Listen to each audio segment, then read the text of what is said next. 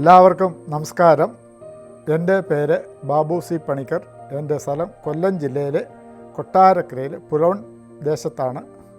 ഞാൻ 36 വർഷം എൻ്റെ പ്രവാസ ജീവിതം അവസാനിച്ച് ഞാൻ നാട്ടിൽ കുടുംബത്തോട് സന്തോഷമായി കഴിഞ്ഞുകൂടുന്നു.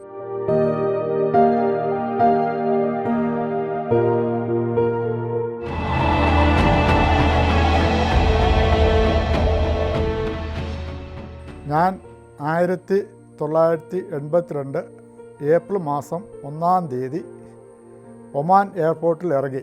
എന്നെ ഇതിനെ പ്രേരിപ്പിച്ച കാരണം ഞാൻ കൊട്ടാരക്കരയിൽ ഒരു ടൈലറിംഗ് ഷോപ്പ് നടത്തിക്കൊണ്ടിരിക്കുകയായിരുന്നു. ആ സമയങ്ങളിൽ തിരുവനന്തപുരം എയർപോർട്ടിൽ നിന്ന് അന്നത്തെ കാലത്ത് ബോയിങ് എന്ന് പറഞ്ഞൊരു KSRTC എക്സ്പ്രസ് ഉണ്ട്. അതിൻ്റെ മുകളിൽ അനേകം പെട്ടികളുമൊക്കെ ആയിട്ട് നല്ല കള്ളിപ്പെട്ടികളെന്ന് അറിയപ്പെടുന്നത് ഞങ്ങൾ നിൽക്കുന്ന ഞാൻ എൻ്റെ കടയുടെ ഫ്രണ്ടിലാണ് വന്ന് നിൽക്കുന്നത്. അനേകർ വന്ന് വലിയ ഷൂവും വലിയ ടേപ്പ് കാർഡ് കയ്യിലൊക്കെ പിടിച്ച് വരുമ്പോൾ എനിക്കൊരു മോഹം പോയാൽ കൊള്ളാമെന്ന്. തന്നെയല്ല, വീട്ടിലും അതിൻ്റെ ഒരു സാഹചര്യം സാമ്പത്തികമായിട്ടൊക്കെ ഇച്ചിരി പിന്നോക്കമായിരുന്നു. എൻ്റെ ഫാദറിൻ്റെ വരുമാനവും ഒക്കെ ഉള്ളായിരുന്നു. അങ്ങനെ എന്നെ പ്രേരിപ്പിച്ചു. അങ്ങനെ ഞാൻ എയർപോർട്ടിൽ ചെന്നിറങ്ങി. എയർപോർട്ടിൽ ചെന്നിറങ്ങിയപ്പോൾ ഞാൻ ആദ്യം ഇത്രയും അച്ഛന്മാർ എയർപോർട്ടിൽ എങ്ങനെ വന്നു, എന്നെ എല്ലാവരും ഒരു കന്തൂറ ഇട്ട് ഇങ്ങനെ നടക്കുന്നവരാണ്. ഞാൻ ആകെ ഭയന്നു വിറച്ചു. എയർപോർട്ടിന് വെളിയിട്ട് വന്നപ്പോൾ എന്നെ സ്വീകരിക്കാനായിട്ട് എൻ്റെ സഹോദരിയുടെ ഭർത്താവ് ഉണ്ടായിരുന്നു. പുള്ളി വന്ന് എന്നെ സ്വീകരിച്ച് പുള്ളിയുടെ വീട്ടിൽ 2 ദിവസം താമസിപ്പിച്ചതിന് ശേഷം ഞാൻ പോകേണ്ട ഒരു സ്ഥലമുണ്ട്, ഒമാനിലെ ബുറേമി എന്ന് പറഞ്ഞൊരു സ്ഥലം. അത് UAE അലയനോട് ചേർന്ന് കിടക്കുന്ന സ്ഥലമാണ്. നീണ്ട 8 മണിക്കൂർ ബസ് യാത്രയുണ്ട്. ആ ബസ് യാത്രയിലൊക്കെ പോകുമ്പോഴെല്ലാം എൻ്റെ മനസ്സ് ഇങ്ങനെ പതറിക്കൊണ്ടേയിരിക്കും. ഞാൻ എവിടെയാണ് പോകുന്നത്? മലകൾ, കുന്നുകൾ, അങ്ങനെ മണിക്കൂറോളം യാത്ര ചെയ്യും. ആരെയും കാണുന്നില്ല. ബസ്സിനകത്താണെങ്കിൽ 5-6 പേരേ ഉള്ളൂ, അധികം ആൾക്കാരില്ല. അങ്ങനെ 8 മണിക്കൂർ ചെന്നപ്പോൾ എന്നെ എത്തേണ്ട സ്ഥലം ബുറേമി എന്നൊരു സ്ഥലം കണ്ടു.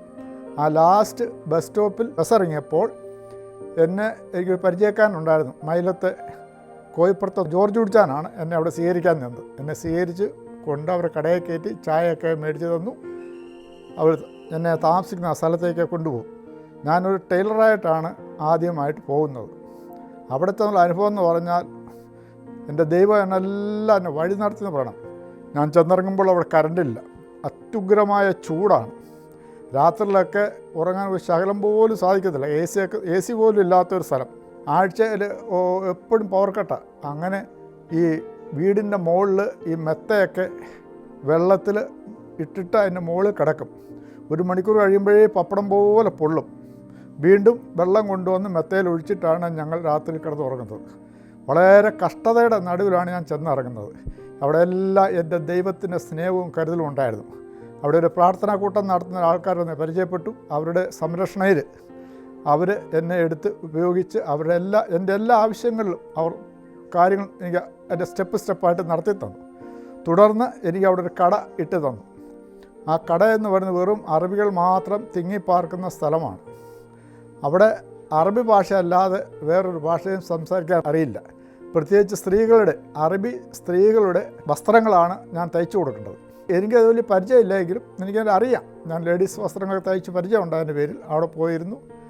എന്തുവെന്ന് തലയും മുഴുവൻ പർദ്ദയിട്ട് ഒരു ആളുടെ രൂപം പോലും അറിയാത്ത രീതിയിൽ ഒന്ന് അറബ് ഭാഷയാണ് അവർ സംസാരിക്കുന്നത്. അത് പരിഭാഷപ്പെടുത്തി തരാൻ ഞാൻ തൊട്ടടുത്തൊരു ഗ്രോസറി ഉണ്ട്, അവിടുന്ന് ഒരാളെ വിളിക്കും. പിന്നെ അറബിയും മലയാളവും ഞാൻ എഴുതി വായിച്ച് ചേർത്ത് അത് പെട്ടെന്ന് ഞാൻ പഠിച്ചു. അതിൽ നിന്ന് പെട്ടെന്ന് ഞാൻ പഠിച്ചിട്ടുള്ള ദൈവകൃപ തന്നു. എല്ലാ വെള്ളിയാഴ്ച ദിവസങ്ങളിലും അവിടെ ഒരു പ്രയറുണ്ട്. ആ പ്രയർ ഞാൻ പോയി സംബന്ധിക്കുകയും മർത്തോമ വിശ്വാസികളാണ് അത് നിയന്ത്രിക്കുന്നത്. 10-15 പേര് കാണും. പിന്നെ തൊട്ടടുത്താണ് അലയൻ മാർത്തോമ പാരിഷ് ഉണ്ടായിരുന്നു. ആ പാരിഷിലെ അച്ഛനും അവിടുത്തെ ചുമതലക്കാരും വന്ന് അവരുടെ പള്ളിയിൽ എന്നെ കൊണ്ടുപോയി ആവശ്യമായ ഉപദേശങ്ങളൊക്കെ തന്നു. ഓരോ വഴിയിലും നടത്തി. അങ്ങനെ വർഷങ്ങൾ 5-6 വർഷം അവിടെ 7 വർഷം അവിടെ തന്നെ താമസിച്ചു. ആ കാലഘട്ടത്തിലാണ് എനിക്കൊരു പ്രത്യേകമായ എൻ്റെ ജീവിതത്തിലൂടെ പ്രശ്നം വന്നത്. ഞാനൊരു സ്ഥലത്ത് ജോലി ചെയ്തുകൊണ്ടിരിക്കുമ്പോൾ അവിടുത്തെ ലേബർ ചെക്കിംഗ് ആയിരുന്നു. ആ ലേബർ ചെക്കിങ്ങിൽ വന്ന് എൻ്റെ കയ്യിൽ പത്താക്കയുണ്ട്. പോലീസുകാർ ചോദിച്ചു, പത്താക്ക എടുക്കാൻ പറഞ്ഞു. ഞാൻ പത്താക്ക എടുത്തു കൊടുത്തപ്പോൾ സ്പോൺസറെ മാറി ഞങ്ങൾ ജോലി ചെയ്യുകയാണ്. എന്നോടൊത്ത് വേറെ 2 പേരും ഉണ്ടായിരുന്നു. ഞങ്ങളെ പോലീസ് പിടിച്ച് അവരുടെ വാനിൽ കയറ്റി ആ ജീവിതത്തിൽ ആദ്യമായിട്ട് എൻ്റെ കയ്യിൽ വിലങ്ങ് വെക്കുവാണ്. വിലങ്ങ് വെച്ച് എന്നെ നേരെ പോലീസ് സ്റ്റേഷനിലേക്ക് കൊണ്ടുപോയി. ഞാൻ ഈയൽ പോലെ വിറച്ചു. എന്താ സംഭവിക്കാൻ പോകുന്നത്? ഞാൻ ആകെ വിഷമിച്ചിരിക്കുന്ന സന്ദർഭം. 2 കുഞ്ഞുങ്ങളും, ഇരട്ട പ്രസവിച്ച 2 കുഞ്ഞുങ്ങളും ഭാര്യയും വീട്ടിൽ. അവരോട് എന്ത് പറയും? നേരെ പോലീസ് സ്റ്റേഷനിൽ കൊണ്ടിരുത്തി. അപ്പോൾ എന്നോട് ആ സ്ഥാപനക്കാരൻ പറയും, വിഷമിക്കേണ്ട, നിങ്ങളെ ഇറക്കാം, ഞങ്ങളുടെ സ്പോൺസർ ഇവിടെ ഇല്ല, അവൻ അറിവ് പുറത്തേക്കാണ്, ഞങ്ങൾ ഇറക്കാമെന്ന് പറഞ്ഞ് അവിടെ ഒരു ദിവസം ബുറേമി ജയിലിൽ കടന്നു. അന്ന് തന്നെ അവർ വേറൊരു ജയിലിലേക്ക് മാറ്റി. മഹദ എന്ന് പറഞ്ഞൊരു ജയിലുണ്ട്, അവിടെ കൊണ്ടുവിട്ടു. അവിടെ ഒരാഴ്ച അവിടെ കിടന്നു. അവിടെ കിടന്നപ്പോഴത്തേക്ക് നമ്മുടെ വസ്ത്രങ്ങളൊക്കെ അവരങ്ങ് മാറ്റിച്ചിട്ട് ഒരു കുനിഞ്ഞ് കയറണം. എപ്പോഴും ലൈറ്റ് ഇട്ടുകൊണ്ടിരിക്കും, പ്രകാശങ്ങളൊന്നും നമുക്ക് കിട്ടത്തില്ല, കാരണം ഇരുട്ട് മുറിയാണ്. ആഹാരം കഴിക്കാനായിട്ട് ഒരു വലിയ തളികയിൽ കുറച്ച് ആഹാരം കൊണ്ട് തരും. നാനാ ഭാഷക്കാരും ചേർന്ന് കഴിക്കണം. അവിടെ ഇരുന്നെല്ലാം ഞാൻ ദൈവത്തോട് കരഞ്ഞ് പ്രാർത്ഥിച്ചു, ഒരു വിടുതൽ തരണം. വീണ്ടും അവരവിടുന്ന് വേറൊരു ജയിലിലേക്ക്, ഒമാൻ സെൻട്രൽ ജയിലിലേക്ക് കൊണ്ടുപോയി. ഒമാൻ സെൻട്രൽ ജയിലിലേക്ക് കൊണ്ടുപോയി അവിടെ കൊണ്ടിട്ടു. അവിടെ കൊണ്ടിട്ട് ഒരു 14 ദിവസം ഞാൻ ജയിൽവാസം അനുഭവിച്ചു അവിടെ കിടന്നുണ്ട്. ഇന്ന് ശാരീരികമായ ഉപദ്രവങ്ങളൊന്നുമില്ല, പക്ഷേ മാനസികമായ പ്രയാസങ്ങളായിരുന്നു ഞാൻ അനുഭവിച്ചത് മുഴുവൻ. അവിടെയൊക്കെ രാത്രി ഒറ്റയ്ക്കിരുന്ന് ദൈവത്തോട് പ്രാർത്ഥിക്കാൻ പറ്റുകയില്ല, കാരണം പല ആൾക്കാരല്ലേ കിടക്കുന്നത്. പല നമ്പരൊക്കെ ഇങ്ങനെ അടിച്ച് ആൾക്കാരിങ്ങനെ കിടക്കുവാണ്. ആ കൂട്ടത്തിൽ എൻ്റെയും കൊണ്ടിട്ടു. ആ ജയിലിൽ കിടന്ന ദിവസങ്ങൾ എല്ലാ ദിവസവും ജോലിക്ക് പോകണം. ജോലിക്ക് പോകുന്ന ഈന്തപ്പനയ്ക്ക് എൻ്റെ തണ്ട് വെട്ടാൻ പോകണം, അല്ലെങ്കിൽ അവിടുത്തെ പുല്ല് പറിക്കാൻ പോകണം. അങ്ങനെ പറിക്കാൻ പോകാത്തവരെ അവർ നല്ല ചാട്ടവാറ് കൊണ്ട് അടിയും തരും. അതുകൊണ്ട് പേടിച്ചിട്ട് ഞാനും കൂടെ ഇറങ്ങിപ്പോകും. കൂടെ ഇറങ്ങി പോകുമ്പോഴൊക്കെ പല കുറ്റകൃത്യങ്ങൾ ചെയ്തവരാണ് അവിടെ കിടക്കുന്നത്. ഒരു 2 ദിവസം കഴിഞ്ഞോട്ട് വന്നപ്പോഴത്തേക്ക് എൻ്റെ തല അങ്ങ് മുട്ടയടിച്ചു. എൻ്റെ മുട്ടയടിച്ച് ഞാൻ ചോദിച്ചു, എന്തിനാ മുട്ടയടിക്കുന്നത്? അത് ഇവിടുത്തെ ഒരു ചടങ്ങാണെന്ന് പറഞ്ഞു.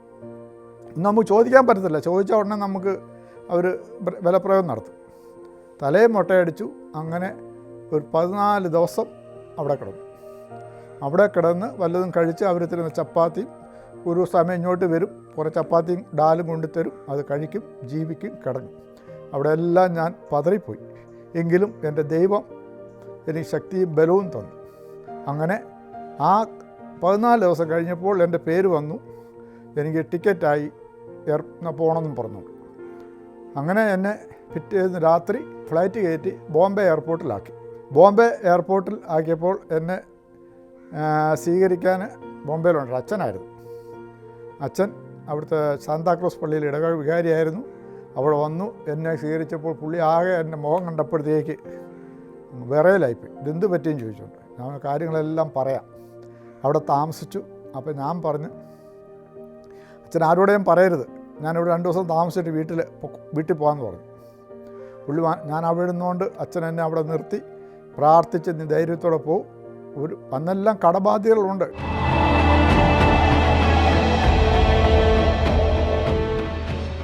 അങ്ങനെ വളരെ ത്യാഗം സഹിച്ച് അവിടെ ഞാൻ തിരിച്ച് നാട്ടിൽ വന്നപ്പോഴത്തേക്ക് ഞാൻ വീട്ടിൽ വന്ന് കയറിയപ്പോൾ എൻ്റെ ഫാദർ എൻ്റെ രൂപം കണ്ടപ്പോഴത്തേക്ക് പുള്ളി പിറ്റേന്ന് തന്നെ ഹാർട്ട് അറ്റാക്കാണ് വന്നു ഹോസ്പിറ്റലിൽ കൊണ്ടുപോയി. എൻ്റെ രൂപവും എൻ്റെ വിരക്കവും കണ്ടപ്പോൾ ഒരിക്കലും പ്രതീക്ഷിച്ചില്ല ഇങ്ങനെയൊക്കെ സംഭവിക്കുമെന്ന്. അങ്ങനെ ആ ഒരു കാലഘട്ടം 1990 വരെ ഞാൻ അങ്ങനെ കടന്ന് അനുഭവിച്ചു, ബുദ്ധിമുട്ടി, പ്രയാസങ്ങളൊക്കെ നേരിട്ടു. അവിടെ എല്ലാം എൻ്റെ ദൈവം താങ്ങും തണലുമായി ഇരുന്നു. പിന്നെ കുറച്ച് നാൾ നാട്ടിലൊക്കെ നിന്നു. അന്ന് എൻ്റെ വീട് ഇതല്ല, എൻ്റെ വീട് കുടുംബത്താണ്. പിന്നീടാണ് ഞാൻ ഈ വീട് വെക്കുന്നത്. എൻ്റെ കുടുംബം തൊട്ട് കുറച്ചുകൂടെ പള്ളിയുടെ കുറച്ച് കിഴക്ക് വശത്തായിട്ടാണ്. പിന്നെ വീണ്ടും സാഹചര്യങ്ങൾ കൊണ്ട് ഞാൻ വീണ്ടും ഒരു വിസ സംഘടിച്ച് പോയി. ഞങ്ങൾക്കൊരു എംപ്ലോയ്മെൻറ്റ് വിസയാണെന്നും പറഞ്ഞുകൊണ്ടാണ് ഞങ്ങളെ കൊണ്ടുപോയത്. ഞങ്ങൾ ഇവിടുന്ന് അവിടെ ചെന്ന് ഇറങ്ങി ദുബായ് എയർപോർട്ടിൽ ഇറങ്ങിയപ്പോൾ ഞങ്ങളുടെ ഒറിജിനൽ വിസ എയർപോർട്ടിൽ ഇട്ടേക്കാമെന്നാണ് അവർ പറഞ്ഞത്. ഞങ്ങൾ ചെന്ന് നോക്കുന്നു, ഞങ്ങൾ കബളിപ്പിക്കപ്പെട്ടു. ഞങ്ങളുടെ ഒറിജിനൽ വിസയില്ല, വിസിറ്റ് വിസയാണ്, ഞങ്ങൾക്ക് പുറത്തിറങ്ങാൻ പറ്റത്തില്ല. അവിടെ കിടന്ന് എയർപോർട്ടിൽ കിടന്ന് വളരെ പ്രയാസം എന്ന് പറഞ്ഞാൽ വളരെ ത്യാഗം സഹിച്ചു. അങ്ങനെ ഞങ്ങൾക്ക് വിസ തന്നവനായിട്ട് ഫോണിൽ കൂടെ കോൺടാക്റ്റ് ചെയ്തു. പിറ്റേന്ന് രാവിലെ മുഴുവൻ എയർപോർട്ടിൽ കിടന്നു.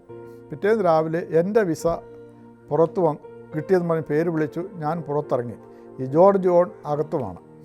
ഞാൻ പുറത്തിറങ്ങി. എന്നെ ഒരു ടാക്സി വിളിച്ച് പുള്ളിയോടെ കൊണ്ട് ചെല്ലാൻ പറഞ്ഞു. ടാക്സി വിളിച്ച് ഞാൻ അവിടെ ചെന്നു. തൊട്ടുപുറകെ ജോർജ് ജോണും വന്നു.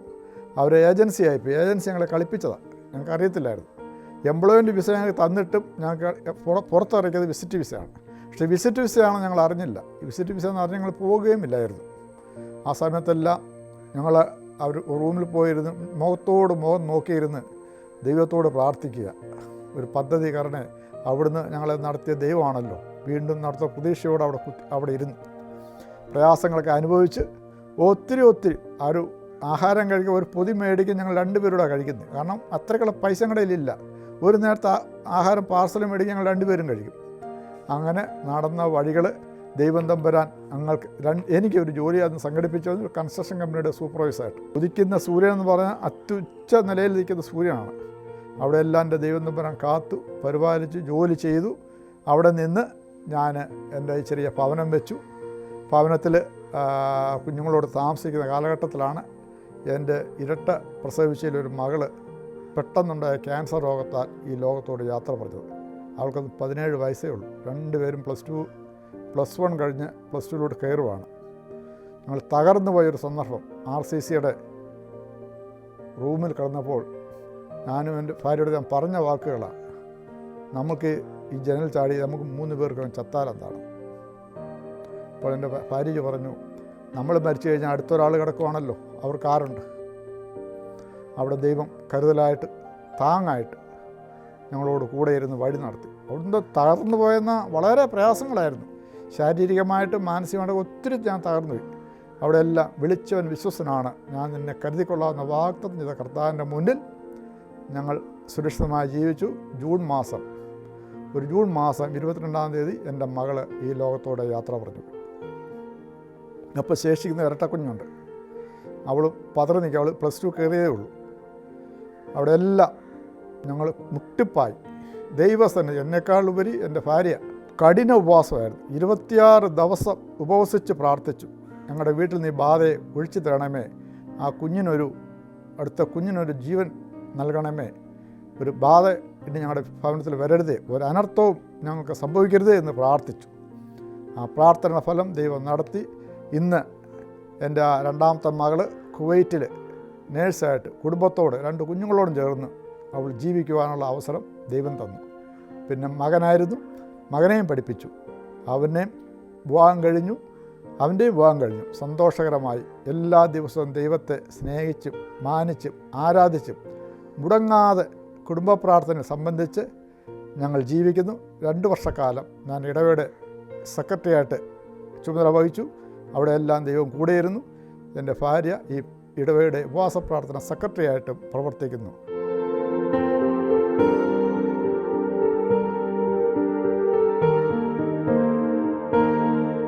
ഞാൻ പ്രവാസ ജീവിതം തുടങ്ങിയതിന് ശേഷം ആദ്യമായി ഞാനൊരു പ്രാർത്ഥനയ്ക്ക് എന്നെ വിളിച്ചുകൊണ്ട് പോകുന്നത് അലയൻ മാർത്തോമ ഇടവകയിലെ സെക്രട്ടറി, കൈസാന സമിതി അംഗങ്ങൾ, അവിടുത്തെ ട്രസ്റ്റി എല്ലാവരും ചേർന്ന് എന്നെ വിളിച്ചുകൊണ്ടുപോയി അവരുടെ ഒരു പ്രാർത്ഥനാ ഗ്രൂപ്പിൽ എന്നെ സംബന്ധിച്ചു.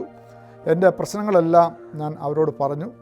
അവരെ കൈത്താങ്ങായി ദൈവം തുണയെങ്കിൽ പ്രതികൂലം ആര് എന്നുള്ള എന്നെ ധൈര്യപ്പെടുത്തി അവരുടെ കൂടെയായിരുന്നു ഞാൻ നടന്നത്. അടുത്ത ശേഷം ഞാൻ പോയത് പ്രൊഫസർ യോഹന്നാൻ എന്നും പറഞ്ഞൊരു പ്രാർത്ഥനാ ഗ്രൂപ്പ് ഉണ്ടായിരുന്നു. അവരുടെ ആൾക്കാർ വന്ന് ജോലി കഴിഞ്ഞ് വരുമ്പോൾ വന്ന് ക്ഷണിച്ച് അവരെ വണ്ടിയിൽ കൊണ്ടുപോയി അവരുടെ ആ പ്രാർത്ഥന ഹാളിൽ സംബന്ധിക്കുകയും അവരോടൊത്ത് ചേർന്ന് ദൈവത്തെ സ്തുതിച്ചും മാനിച്ചും അനുഗ്രഹിക്കപ്പെട്ട സാക്ഷിയോഗങ്ങളൊക്കെ പറയുവാനായിട്ട് എനിക്ക് സാധിച്ചിട്ടുണ്ട്. അവരുടെ സ്നേഹവും കരുതലും എന്നിൽ ഉണ്ടായിരുന്നു.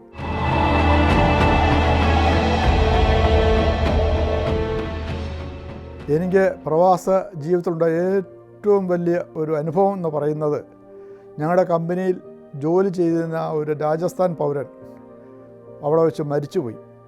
ഈ ബോഡിയും കൊണ്ട് രാജസ്ഥാനിലെ ജയ്പൂരിൽ ഞാൻ കൊണ്ടുപോകണം. ആരും കൂടെ പോകാനില്ല. കമ്പനിയുടെ ഞങ്ങളുടെ അറബാവും എല്ലാം ചേർന്ന് എന്നെ ചുമതലപ്പെടുത്തി. കാരണം 2 ലക്ഷം രൂപ ആ വീട്ടിൽ കൊടുക്കണമെന്നുണ്ടെങ്കിൽ ഞങ്ങളുടെ കമ്പനിക്ക് മറ്റാരെയും വിശ്വാസമില്ല. ആര് കൊണ്ടുപോയാൽ ഈ പൈസ അവർ തിന്നും. അതുകൊണ്ട് എന്നെ കൂട്ടി അവർ ഈ ഡെഡ് ബോഡിയും കൊണ്ട് ഞാൻ രാജസ്ഥാനിൽ പോകേണ്ടി വന്നു, ജയ്പൂരിൽ. ആ ജയ്പൂരിൽ പോയ അതാണ് എനിക്ക് ഏറ്റവും മറക്കാനാവാത്ത ഒരു അനുഭവം ജീവിതത്തിൽ. ഇവിടുന്ന് ദുബായിൽ നിന്ന് ബോഡിയും കൊണ്ട് നേരെ ജയ്പൂരിലേക്കാണ് പോകുന്നത്. വെളുപ്പാങ്കാലത്ത് ഒരു 3-3:30 ആയപ്പോൾ അനൗൺസ്മെൻറ്റ് വന്നു, ഈ ഫ്ലൈറ്റ് അവിടെ ഇറങ്ങത്തില്ല, മഞ്ഞാണ്, ഫോഗാണ്, ഫ്ലൈറ്റ് തിരിച്ചു പോകണം. ഞാൻ വിഷമിച്ചു. മറ്റുള്ളവർക്കും പ്രശ്നമൊന്നുമില്ല, ഞാൻ ഈ ബോഡിയെ ഫോളോ അപ്പ് ചെയ്താൽ ഞാൻ പോകുന്നത്. ഞാൻ ആകെ വിഷമിച്ചപ്പോൾ അവർ പറഞ്ഞാലേ ചെയ്യാൻ പറ്റത്തുള്ളൂ. അവർ ഈ ഫ്ലൈറ്റ് ജയ്പൂരിൽ പോകേണ്ട ഫ്ലൈറ്റ് തിരിച്ച് ബോംബെയിൽ ഇറക്കിയിട്ട് അവരവിടെ ഇറക്കിയിട്ട് ഇത് അടുത്ത പിറ്റേന്ന് ഉച്ചയ്ക്ക് 12:30 പോവുള്ളൂ എന്ന് പറഞ്ഞു.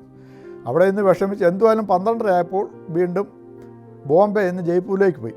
ഞാൻ അവിടെ ചെന്നപ്പോൾ ഞാൻ വിചാരിച്ചു അവരെല്ലാം ഇവിടെ തല്ലി കൊല്ലും, അവർ ജാട്ടുകളാണ്, അവരെ കൈ കിട്ടിയാൽ എന്നെ മുതലാക്കത്തില്ല, എങ്ങനെയുള്ള സമാധാനം പറയണമെന്ന് വളരെ വ്യാകുല ചിന്തയോടുകൂടിയാണ് ഞാൻ ഈ ബോഡി കൊണ്ട് ജയ്പൂർ എയർപോർട്ടിൽ ഇറങ്ങുന്നത്. എയർപോർട്ടിൽ ഇറങ്ങിയപ്പോൾ എൻ്റെ പേര് വിളിച്ചു. ഈ മരിച്ചുപോയൻ്റെ പേര് നാണു എന്നാണ്, ഒരു പാവപ്പെട്ട വീട്ടിലൊരു മേശരിയാണ്. എൻ്റെ പേര് വിളിച്ചു. ബോഡി മേടിക്കുവാനായിട്ട് എന്നെ വിളിച്ചുകൊണ്ട് ചെന്നപ്പോഴത്തേക്ക് അവരോട് വലിയ കൊമ്പം മീശ വെച്ച കുറേ എണ്ണം, തലയിലൊരു കെട്ടുമൊക്കെ കെട്ടി, ഇല്ല കൊള്ളക്കാരെ എങ്ങനെ ആക്രമിക്കാൻ നിൽക്കുന്ന പോലെ എൻ്റെ നേരെ നിൽക്കുക. ഞാൻ ഈ പാസ്പോർട്ടും ഇതെല്ലാം മേടിച്ച് അവർ വീട്ടിൽ ചെന്ന് അവർ പേര് ചോദിച്ചു, എൻ്റെ പേര് പറഞ്ഞു, വണ്ടിയിൽ കയറാൻ പറഞ്ഞു. എന്നോട് കമ്പനിയിൽ നിന്ന് പറഞ്ഞു വിട്ട് എയർപോർട്ടിൽ വെച്ച് ഇത് ബോഡി അവർക്ക് കൊടുത്തതിന് തിരിച്ച് പോരണമെന്നാണ്. ഞാനത് പറഞ്ഞപ്പോൾ അവർ കേൾക്കത്തില്ല, കൂടെ വരണമെന്ന് പറഞ്ഞു. അങ്ങനെ ഇവരെ വണ്ടിക്കകത്ത് കയറ്റി അവരൊരു സ്ഥലം ടോങ്ക എന്ന് പറഞ്ഞൊരു സ്ഥലം അവിടെ കൊണ്ടുപോയപ്പോഴത്തേക്ക് സമയം ഏതാണ്ട് 6 മണിയായി, വൈകുന്നേരം 6 മണി. അവിടെയും ഭയങ്കര മഞ്ഞ്. ഞാൻ അവിടെ ചെന്നപ്പോഴത്തേക്ക് അവിടുത്തെ ഒരു നാട്ടുരാജാവുണ്ട്. നാട്ടുരാജാവ് ഇങ്ങോട്ട് വന്നപ്പോൾ അതാ ദൈവം നടത്തൊരു വഴിയെന്ന് പറഞ്ഞു. ആ നാട്ടുരാജാവിൻ്റെ അനിയനെന്ന് പറയുന്നത് എൻ്റെ കൂടെ ജോലി ചെയ്ത ഒരു മേശരിയുടെ അനിയനാണ് അവിടെ. അയാൾ എന്നെ കണ്ടപ്പോഴേ സാവാന്നോ വന്നതെന്ന് ചോദിച്ചുകൊണ്ട്, അതാ ദൈവം പ്രവർത്തിച്ച കരങ്ങൾ. ഇദ്ദേഹം വന്ന് എന്നെ പൂണ്ടടക്കം പിടിച്ചിട്ട് ഞാൻ നോക്കിക്കോളാം ഇതെല്ലാം, സാർ അവിടെ ഇരിക്കാൻ പറഞ്ഞു. ഈ ബോഡി കൊടുത്തു. ഇതെല്ലാം കഴിഞ്ഞ് ബോഡി കൊണ്ട് കത്തിച്ച ശേഷം എന്നെ അവർ മുറിയിൽ ഇരുത്തി വരാം. അവിടെ എല്ലാം എരുമകൾ ഇങ്ങനെ കൂട്ടത്തോടെ ചാണകം ഇട്ട് നടക്കുന്നൊരു സന്ദർഭമാണ്. അവിടെ വന്ന് എന്നെ പിടിച്ചൊരു ഭജൻലാൽ എന്ന് പറഞ്ഞ ഒരു മേശരിയാണ്. ആ മേശരി ഒന്ന് പിടിച്ചെടുത്തിട്ട് അവരുടെ ഭാര്യയോടെയും മക്കളോടെയും നാട്ടുകാരെല്ലാം വിളിച്ചെടുത്തിട്ട് പറഞ്ഞ്, ഈ കമ്പനി ഏറ്റവും നല്ല കമ്പനിയാണ്, ഈ മനുഷ്യനെ ബാബുവിനെ എനിക്കറിയാം, നല്ല മനുഷ്യനാണ്, ഒരിക്കലും പ്രയാസമില്ലാത്ത അർത്ഥം പറ്റിയാണെന്നൊക്കെ പറഞ്ഞ് അവരെന്നെ 2 കൈ നീട്ടി പൈസ വല്ലതും കൊണ്ടുവന്നിട്ടുണ്ടെന്ന് പറഞ്ഞു. എൻ്റെ ചെക്ക് ഞാൻ ആ ഭാര്യയുടെ കൈക്ക് കൊടുത്തു, സൈൻ ചെയ്ത് മേടിച്ചു.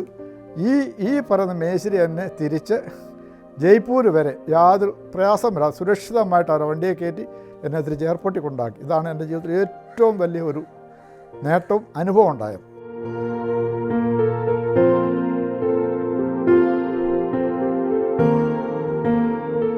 ഞാൻ ദുബൈയിൽ ജോലി ചെയ്യുന്ന കൺസ്ട്രക്ഷൻ സൈറ്റിൽ ജോലി ചെയ്യുന്ന സമയത്ത് ഞങ്ങളുടെ പ്രൊജക്റ്റ് എഞ്ചിനീയർ വന്നിട്ട് പറഞ്ഞു, എന്നോട് ബാബു നമുക്ക് അടുത്തൊരു സൈറ്റിലേക്ക് പോകണമെന്ന് പറഞ്ഞു. അങ്ങനെ ഞങ്ങൾ 2 പേരും കാറിനകത്ത് കയറിയിരുന്ന് പുള്ളി ഇങ്ങനെ വണ്ടി ഓടിച്ച് ഇങ്ങനെ പതുക്കെ പോവുക. കുറേ ദൂരം പോകണം. പോകുന്ന വഴി ഒരു സിഗ്നൽ വന്നു. അടുത്ത ഭയങ്കരമായൊരു സിഗ്നൽ, ട്രാഫിക്കാണ്. നേരെ ആയിരക്കണക്കിന് വണ്ടികൾ ഇങ്ങനെ 4 സൈഡിലും കിടക്കുകയാണ്. ഇദ്ദേഹം ഇങ്ങനെ വണ്ടി ഓടിച്ച് പോകുന്നു. ഞാൻ പറഞ്ഞു സിഗ്നൽ റെഡാണ്, വണ്ടി എടുക്കല്ലേ എന്ന് പറഞ്ഞു. പുള്ളി എന്തോ ശ്രദ്ധ വിടാതെ വണ്ടി മുന്നോട്ടെടുത്തു. സിഗ്നൽ ക്രോസ് ചെയ്തൊരു വണ്ടി വന്ന് ഒരൊറ്റ ഇടി. എൻ്റെ കർത്താവേ എന്നൊരു വിളി മാത്രമേ എനിക്കറിയാമായിരുന്നു. കണ്ണടച്ച് തിരിഞ്ഞു നോക്കുമ്പോൾ ഉച്ച കിഴക്കാൻ ജാതി ഉൾട്ടയായിട്ട് ഞങ്ങൾ അടിയിലും, ഞാനും ഈ ഡ്രൈവറും ഒരാളും അടിയിലും, വണ്ടി ഇങ്ങനെ മുകളിൽ. ആ വണ്ടി ഇടിച്ച് ഞങ്ങൾ തെറിപ്പിച്ച് കറക്കം കറങ്ങിയാണ് വീണത്. ഞാൻ ഈ സീറ്റ് ബെൽറ്റ് ഇങ്ങനെ തൂങ്ങിക്കിടക്കുന്നു. ഞങ്ങൾ ഡ്രൈവർ അപ്പർ സൈഡിൽ കിടക്കുന്നു. അപ്പോഴത്തേക്ക് പോലീസും ആംബുലൻസും എല്ലാം ഓടി വന്ന് എനിക്കിടെ പരിസരബോധം പോയി. എന്തുവാന്ന് പോലും അറിയത്തില്ല, എവിടെ നിൽക്കുന്നവർ. ഞാനിങ്ങനെ ഹാങ്ങിങ് ആയിട്ട് നിൽക്കുക. താഴെയാണോ മുകളിലാണോ ബെൽറ്റ് തൂങ്ങി ഇങ്ങനെ അകത്ത് കിടക്കുക. ഡോറെല്ലാം ഇടിച്ച് പൊളിച്ച് അപ്പോഴത്തെ പോലീസുകാരൊന്ന് വെട്ടി പൊളിച്ച് പുറത്തിറക്കി ബെൽറ്റ് കട്ട് ചെയ്തിറങ്ങിയപ്പോൾ ഞാനിങ്ങനെ മുഖത്തോട് ദൈവമേ എന്നൊരു വിളിച്ചു. നേരെ ആംബുലൻസിൽ കയറ്റി ഞങ്ങളെ ഹോസ്പിറ്റലിൽ കൊണ്ടുപോയി ഫുൾ ചെക്കപ്പൊക്കെ നടത്തി എല്ലാം നടത്തിയപ്പോഴും എനിക്ക് യാതൊരു പ്രയാസവുമില്ല. ദൈവം എല്ലാ ചെക്കപ്പും എക്സ്റേ എടുത്ത് സ്കാനും ചെയ്ത് എല്ലാം ചെയ്തു. എന്തുമാത്രം അനുഗ്രഹിക്കപ്പെട്ട ഒരു അനുഭവമാണ് എൻ്റെ ജീവിതത്തിൽ ഉണ്ടായത്. ഞാൻ വിചാരിച്ച് കണ്ണടച്ചെന്ന് മാത്രം. ഇടി കിട്ടിയപ്പോഴത്തെ കണ്ണടച്ചു. കാരണം സിഗ്നൽ കട്ട് ചെയ്യുമ്പോൾ നമുക്ക് ഉണ്ടാകുന്ന അനുഭവം അറിയാം. നമുക്ക് കട്ട് ചെയ്തു. ഒരു ഡസ്റ്റർ എന്ന് പറഞ്ഞൊരു വണ്ടി ഇടിച്ച് തരിപ്പണമായി. അതിലുണ്ടായത് ഞങ്ങൾ 2 പേരും, ഞാനും ഡ്രൈവർ എന്ന് പറഞ്ഞാൽ ഞങ്ങളുടെ എൻജിനീയർ. ഇങ്ങനെ സുരക്ഷിതമായിട്ട് അവിടെ ദൈവം എത്ര അത്ഭുതകരമായ മണ്ണാണ് ഞങ്ങളെ നടത്തിയത്. അതൊക്കെ ഓർക്കുമ്പോൾ ദൈവത്തെ എത്ര സ്തുതിച്ചാലും മതി വരില്ല. അതിൻ്റെ ഇടയ്ക്ക് ഒരു കോവിഡ് കാലഘട്ടത്തിൽ വളരെ പ്രയാസപ്പെട്ട ഒരു കാലഘട്ടമാണ് കോവിഡ് കാലഘട്ടം. അവിടെ ഞങ്ങൾ ചെന്ന്, ഞാൻ 2019 കോവിഡിൻ്റെ പുഷ്കര സമയം ചെന്ന് കയറി കൊടുക്കുന്നത്. അവിടെ ചെന്ന് കയറുന്നു, കോവിഡ് ആരംഭിച്ചു. എല്ലായിടവും ലോക്ക്ഡൗണും മറ്റു കാര്യങ്ങളും ഒക്കെ ആയിട്ട് ഞങ്ങൾക്ക് ജോലിക്ക് പോയേ പറ്റുകയുള്ളൂ. എനിക്കും ആ കാലഘട്ടത്തിൽ കോവിഡ് പിടിച്ചു. കോവിഡ് പിടിച്ചെന്ന് പറഞ്ഞാൽ ഞാൻ പിന്നെ ഒറ്റയ്ക്ക് പുറത്തിറങ്ങാൻ പറ്റത്തില്ല. കോവിഡ് എന്ന് പറഞ്ഞാൽ ആരും തിരിഞ്ഞു പോലും നോക്കത്തില്ല. എനിക്ക് ദൈവം തമ്പുരാനെ അവിടെ കാത്തെന്ന് പറഞ്ഞാൽ എനിക്ക് ഒറ്റയ്ക്ക് റൂമാണ് എനിക്ക് കമ്പനി തന്നിരിക്കുന്നത്. അവിടെ സുരക്ഷിതമായി ഞാൻ കിടന്നു, മരുന്നുകൾ കഴിച്ചു. യാതൊരു പ്രയാസവും, കോവിഡ് ചെറുതായിട്ട് വന്നു പോയെന്നേ ഉള്ളൂ എന്ന് വിചാരിച്ച ഒരു പ്രയാസവും എനിക്ക് വന്നില്ല.